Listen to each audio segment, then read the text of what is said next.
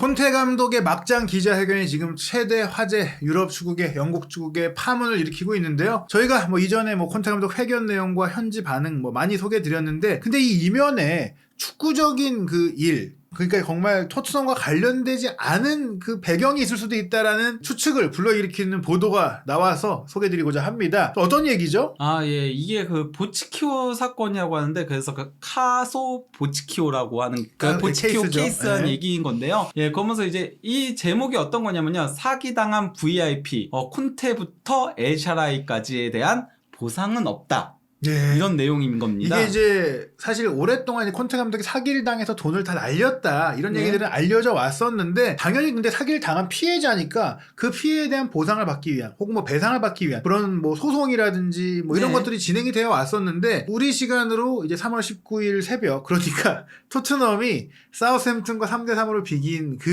이 시점에 결론이 난 거예요. 경기 전에 나온 거죠. 그러니까 콘테 감독이 그 사기 피해를 구제받지 못하게 되다라는 결론이 나온 겁니다. 완전 결론까지는 아니고요.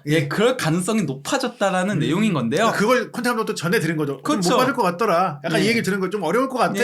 이런 얘기를 들은 거예요. 그럼 당연히 어떻겠습니까? 화가 나겠죠. 화가 날 정도가 아닙니다. 왜냐? 이제 저희가 그 사건이 어떤지를 소개드리면 여러분들도 이해하실 것 같습니다. 일단 사건의 전말부터 살펴봐야 될 것 같은데요. 일단 이걸 시간 순서대로 조금 얘기를 드리자면요. 첼시 감독 시절에 만 54세의 로마 사업가, HSBC 은행, 굉장히 큰 은행이잖아요. 그렇죠. 거기서 일을 했다라고 하는데 이것도 믿을 순 없어요. 왜냐면 링크드인에 그렇게 적혀 있다라고 하거든요. 그 브로커인 마시모 보치키오하고 이제 첫 만남을 가졌었대요.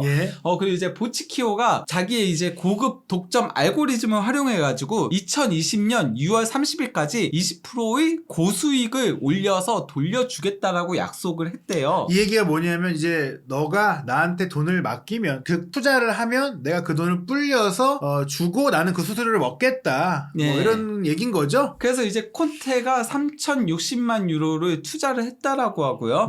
여기 이제 총 8명이 6억 유로를 투자를 했다라고 해요. 6억 유로는 거의 축구 팀들이 움직일 수 있는 그런 돈들인데. 그리고 여기에 이제 투자를 한 인물들로 알려진 게, 이 8명에는 콘테 감독을 비롯해가지고 아까 제목에 나왔던 엘샤라위가 있고요. 또 이제 파티스 에브라가 있고요. 박지성 친구. 그리고 마르첼로 리피 감독도 있고요. 그리고 또 이제 에이전트인 페데리코 파스톨레로도 있고요. 그리고 이제 작가인 바바라 프람폴리니도 있고요. 또 이제 대사, 그 정치인, 이탈리안 대사겠죠. 대사인 라파엘레 트룸베타도 있고요. 그리고 이제 물리치료사인 마시밀리아노 마리아니도 있다라고 합니다. 여기 이제 축구계에 연결된 인물들 플러스 정치인까지 있고 작가까지 있다는 것은 어느 정도 이 사람이 그래도 고급 일맥을 통해서 이런 사람들을 좀 끌어들인 것 같다. 그리고 이 총액이 이제 6억 유로니까 엄청난 돈, 거의 진짜 수천억을 이제 사기를 친 거네요. 그런데 문제는 이제 보치키오가 잠적을 했고요. 그리고 각종 문서 및 이메일 주소까지도 모두 조작된 거라고 해요. 그러니까 그 HSBC 은행 이 이력도 아마도 조작됐을 가능성이 굉장히 높고, 결국엔 사기꾼이었다는 얘기잖아요. 그렇다라고 볼 수 있는데요. 근데 사기꾼이 이렇게 많은 그 고급 일맥들을 좀 만난 것도 대단한 것 같은데, 사기꾼이니까. 그럴 수 있을 것 같습니다. 이게 이제 2020년 6월에 이제 밝혀진 거죠. 밝혀진 상태에서 2021년 7월에 보치키오가 인도네시아 자카르타에서 체포가 됐습니다. 잡았네요. 그러면 결국에 우리 소식이네. 그 돈을 이제 어느 정도 받을 수 있겠구나. 그 돈 다 6억 유로를 다 날리먹진 않았을 거니까.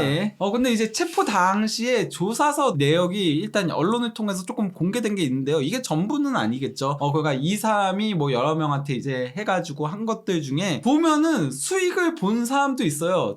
투자금을 줬는데 실제로 그 투자금을 통한 수익금을 보내준 내역이 있다. 저기 보면 세르키아라고 30만 5,440유로를 했는데 380만 유로를 그러니까 좀 수익을 도리어 얻어낸 케이스도 있는 건 거죠. 근데 저기 이제 콘테도 있잖아요. 콘테 같은 경우는 한 푼도 한 푼도 받지 못했죠. 엘샤라위도 한 푼도 못 받았고, 사실 대부분 한 푼도 못 받은 인물은 3명밖에 없네요. 앞서 말씀드린 그 8명 말고도 보니까 여러 인물들이 연루가 돼 있는데 이제 사기를 당한 게 그 8명이구나 이런 걸 좀 알 수 있는 부분입니다.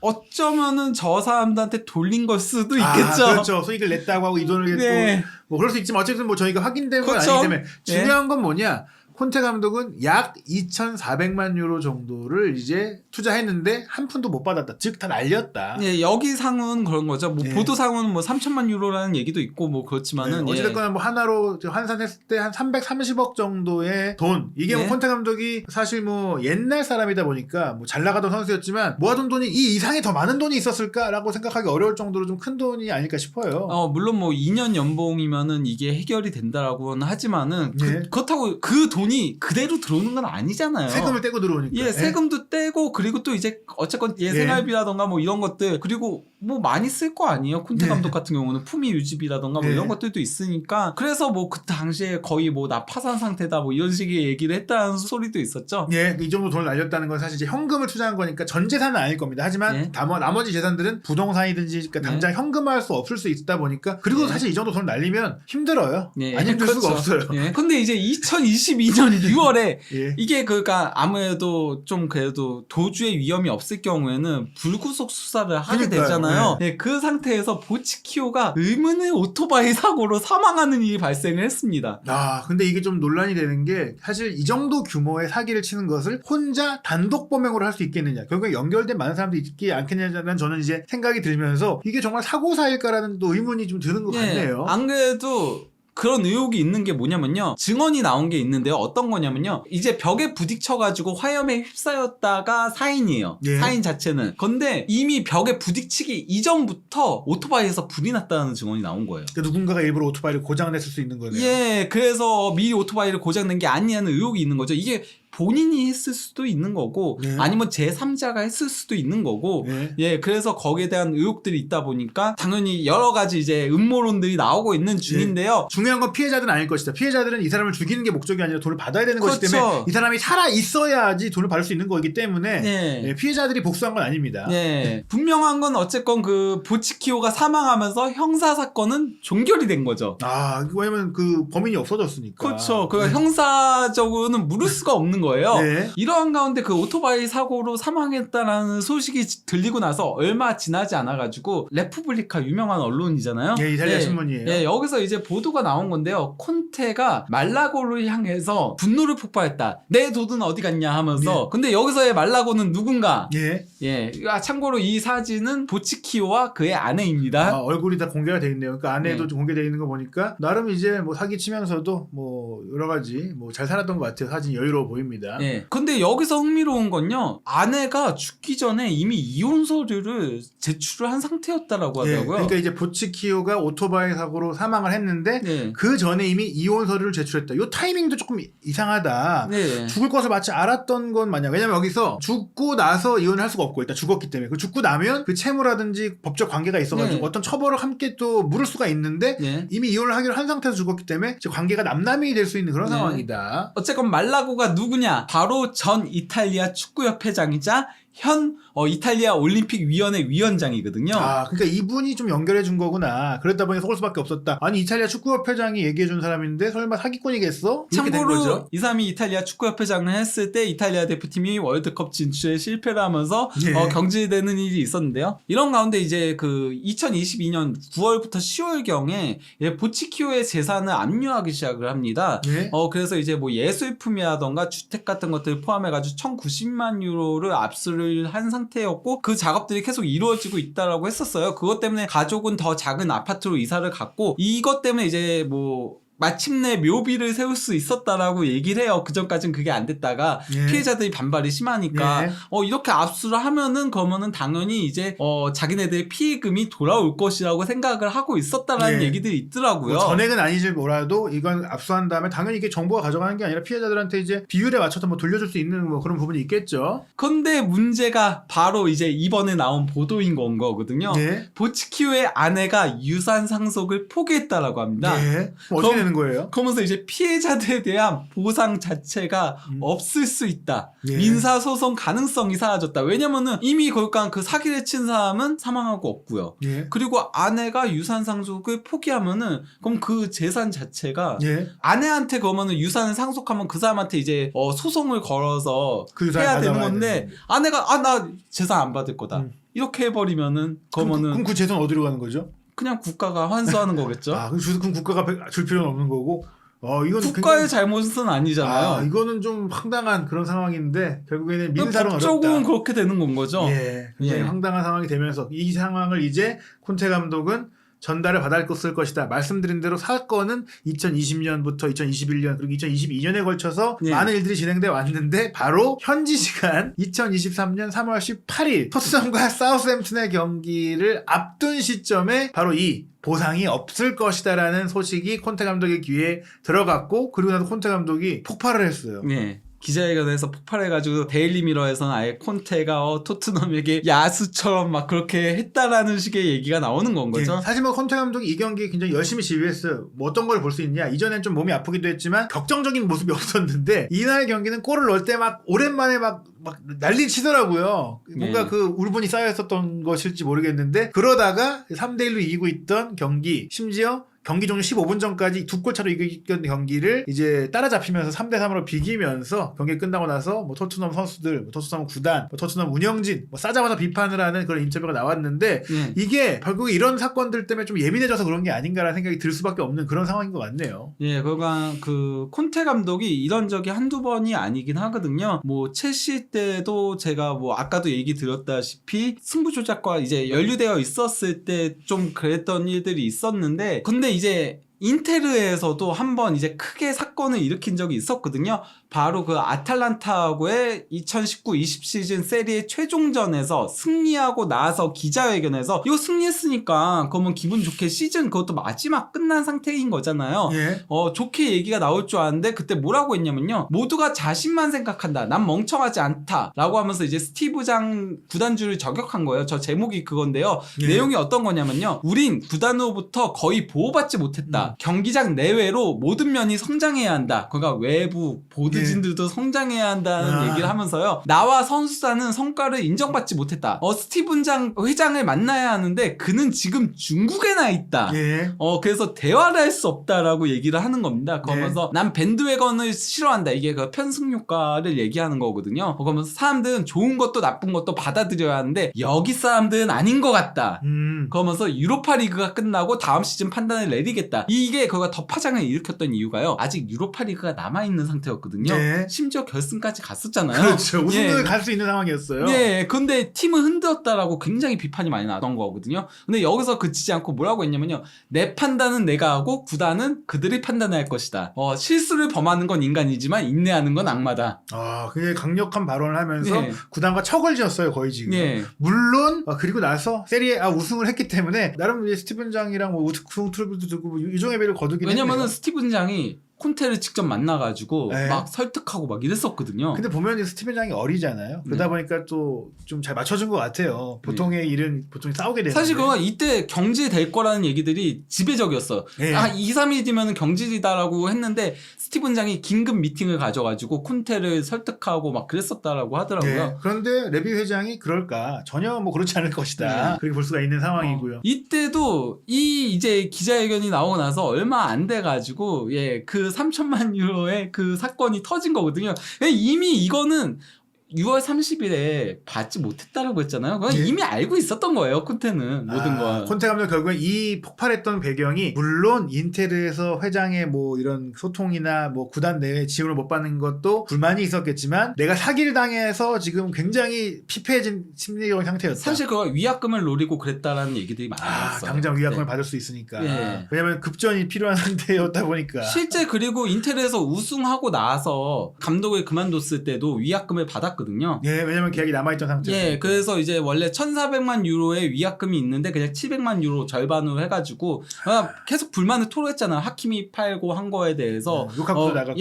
그래서 스티븐장 그 구단주가 콘테가 떠나고 나서의 그 얘기들을 조금 했었죠. 그러니까 우리는 콘테를 붙잡고 싶었지만은 콘테의 야망을 채워줄 수 없었다. 콘테는 팀을 계속 강하게 하면서 가고 싶어 했는데 이 코로나라는 질병 때문에 우리가 구단을 제대로 운영할 수 없었고 그렇기 때문에 떠나보낼 수밖에 없었다라고 얘기했죠.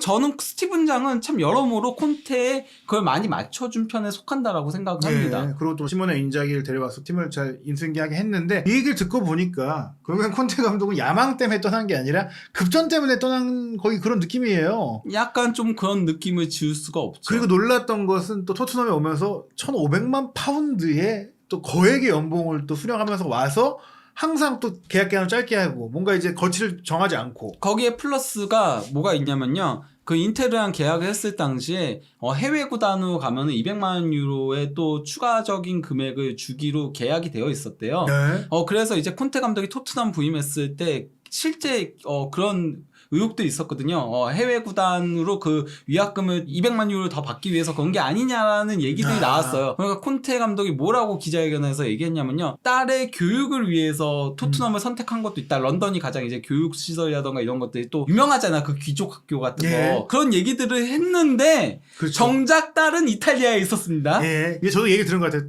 그 가족들의 삶 때문에 내가 런던을 택했다. 근데 지금 얘기 나오는 거 보면 초반에 저 그런 얘기 본 것 같거든요. 근데 지금 보니까 가족은 이탈리아에 그렇죠. 있고 나 이탈리아에 돌아가고 싶고 딸의 교육을 위해서 생각해보니 런던의 삶이 아니라 돈이 필요했던 것이구나. 딸의 교육이 돈이 많이 드니까요. 예. 결국에 뭐 콘테 감독 너무 안타까운 일이죠. 왜냐하면 콘테 감독은 피해자예요. 그렇죠. 이건 피해자죠. 이거 돈 받아야 되는 콘테 감독이 지금 비난받을 일이 아닙니다. 예, 그렇죠. 그리고 저도 솔직히 조금 이해가 가요.